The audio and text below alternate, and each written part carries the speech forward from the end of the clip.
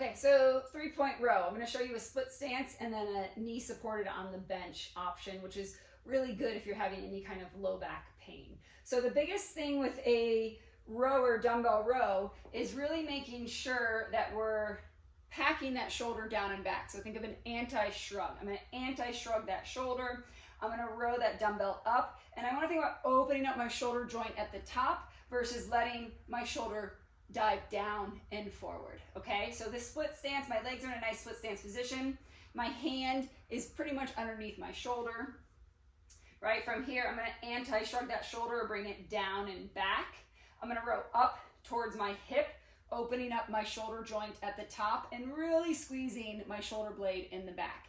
At the bottom, perfectly fine to come down into a little bit of stretch, pack that shoulder down and back or anti-shrug it, row up, opening that shoulder, squeezing that scapula in the back.